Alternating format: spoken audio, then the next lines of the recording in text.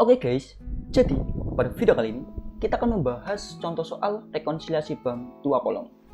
Nah, sebenarnya saya ini udah pernah bikin video mengenai cara bikin rekonsiliasi bank dua kolom.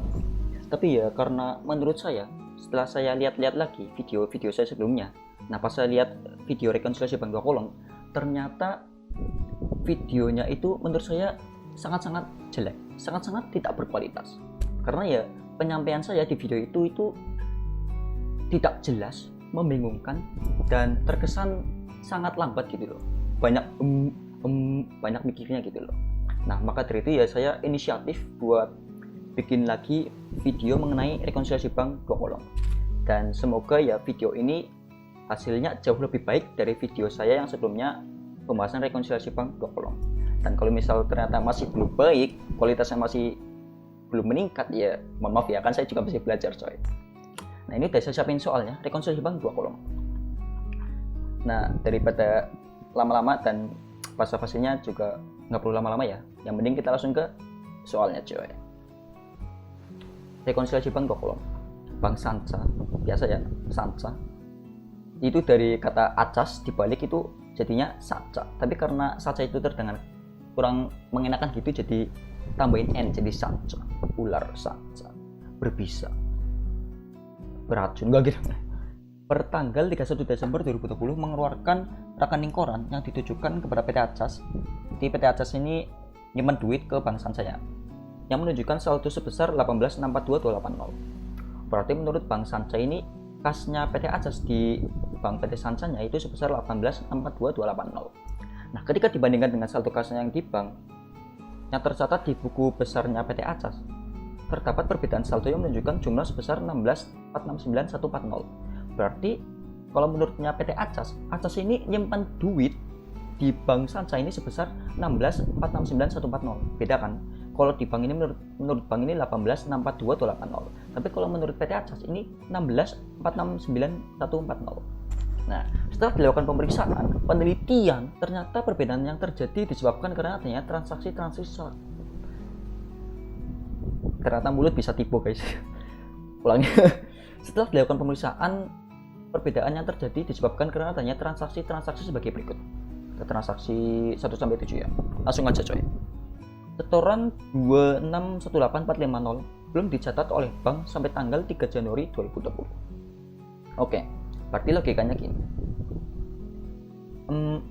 perusahaan PT Acas ini nyimpan duit ke bank Sanca sebesar 2612450. Otomatis ya perusahaan Acas ini nyatet kasnya bertambah 2612450. Nah, ternyata Bank Sanca selaku bank yang menyimpan duitnya PT Acas ternyata sampai tanggal 3 Januari ini belum tahu bahwa PT Acas ini udah nyimpen duit ke bank sebesar 2612450. Otomatis Bank Sanca harus menyesuaikan kasnya PT Acas. Berarti Bank Sanca harus mencatat penambahan kasnya PT Acas sebesar 2612450. Berarti saldo menurut Bank Sanca, tadi ya, saldo bank menurut Sanca 18,64280. 2612450 belum dicatat oleh bank sampai tanggal 3 Januari. Berarti setoran dalam perjalanan, ini namanya setoran dalam perjalanan ya. Ya karena banknya belum nyatet sih.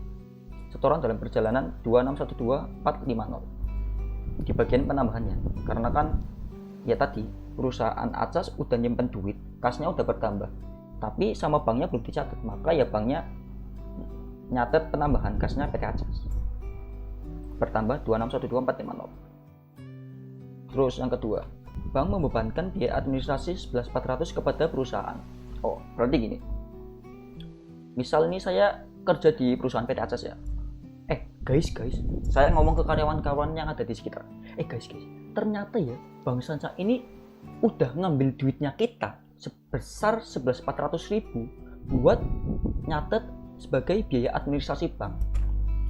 Oh, berarti kas perusahaan kita ini harusnya dikurangi juga dong sebesar 11.400 ya buat nyatet biaya administrasi, karena ya bank ini udah ngambil duitnya kita 11.400, tapi kita ini belum tahu bahwa bank ini udah nyatet biaya administrasi 11.400. Maka ya kita sebagai perusahaan harus mencatat pengurangan kas kita sebesar 11.400 atas biaya administrasi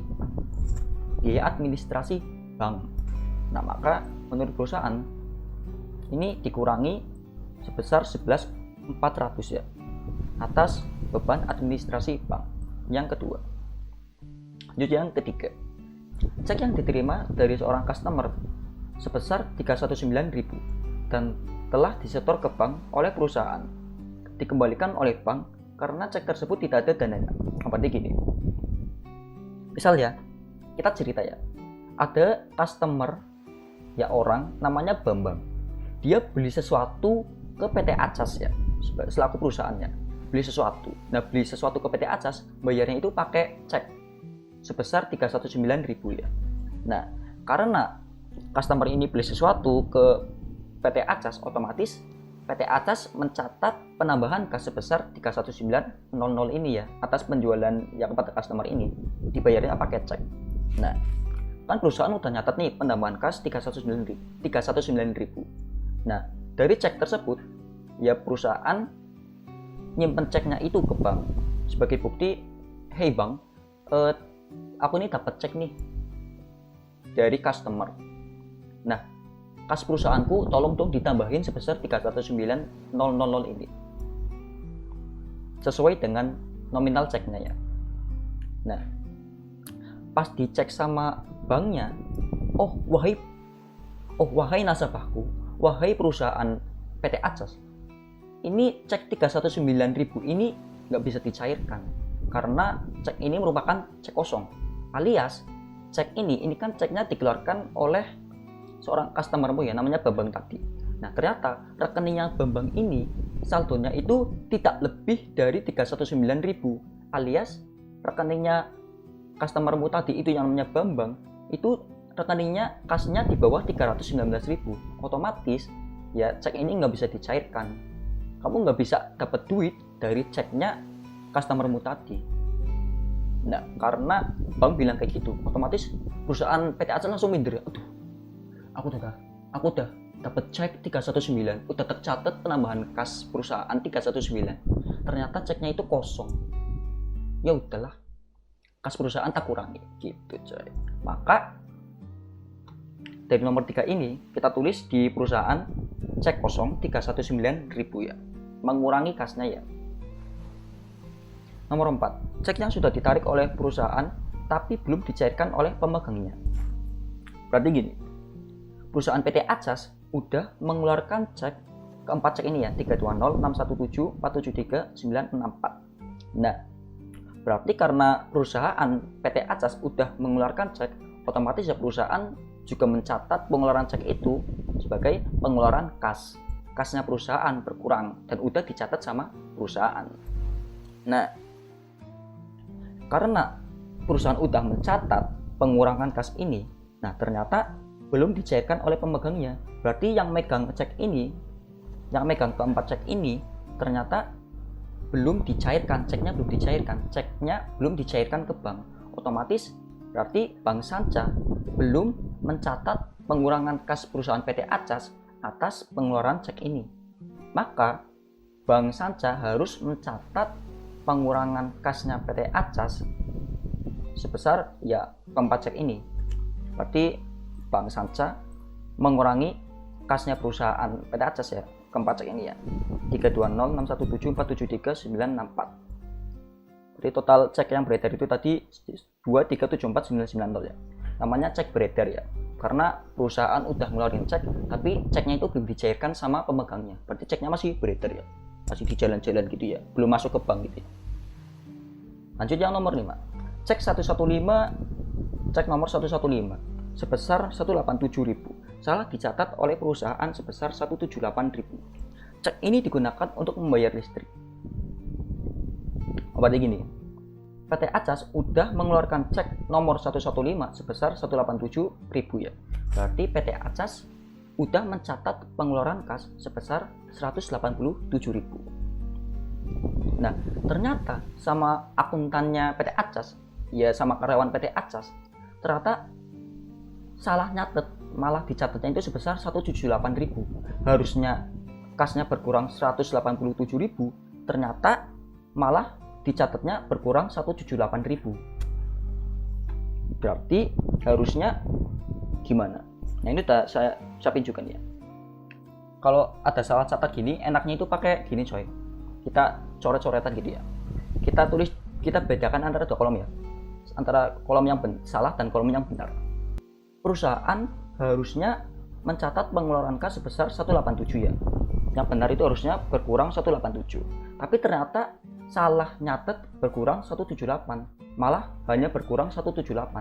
Berarti dari minus 178 ini gimana caranya biar menjadi minus 187? Ya maka harus dikurangi lagi sebesar 9.000 ya. Ya kan? Harusnya 187, harusnya berkurang 187 tapi baru berkurang 178. Berarti harus dikurangi lagi 9.000 biar minus 187.000 ya. Itu yang nomor 5. Berarti catatnya gimana? Karena ini kan salah catat oleh perusahaannya, ya maka perusahaan harus mencatat pengurangan lagi. Salah catat atas beban listrik tadi ya, beban listrik sebesar pengurangan 9.000 ya, berkurang 9.000. Nomor 6. Bank telah menagihkan piutang wesel milik perusahaan sebesar 3.100.000 termasuk bunga sebesar 100.000. Transaksi ini belum dicatat oleh perusahaan. Oh, udah jelas nih, belum dicatat oleh perusahaan. Berarti bank ini udah mencatat penambahan kasnya PT Acas sebesar 3.100.000. Berarti harusnya PT Acas ini kasnya bertambah 3.100.000, di mana 100-nya ini bunga ya, pendapatan bunga. Berarti 3 juta itu merupakan piutang wesel, 100.000-nya ini pendapatan bunga wesel ya.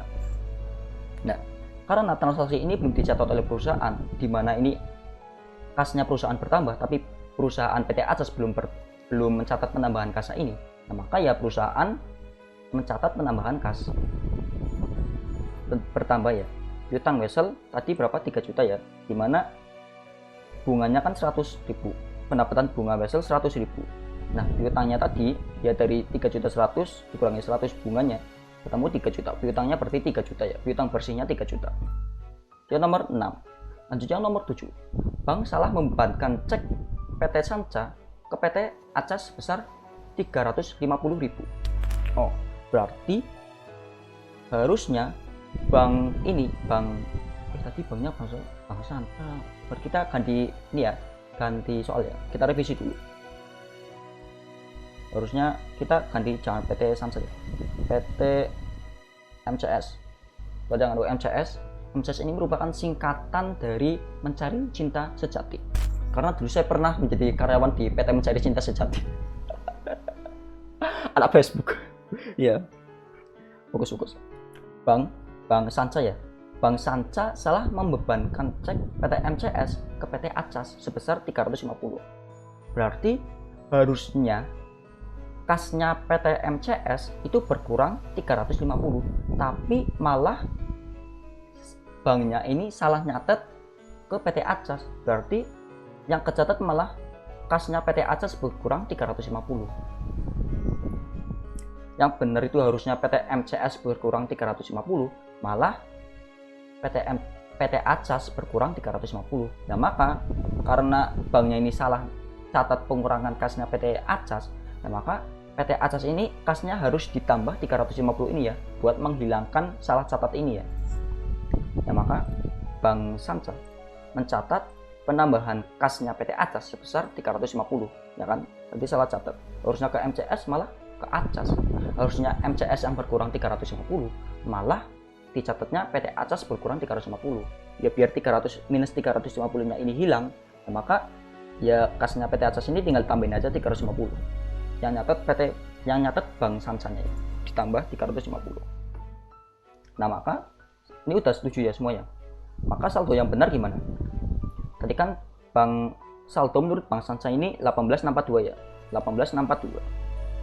Terus ada penambahan sebesar dari 2612 atas setoran dalam perjalanan sama salah catat 350 ya. Berarti ada penambahan 2962450.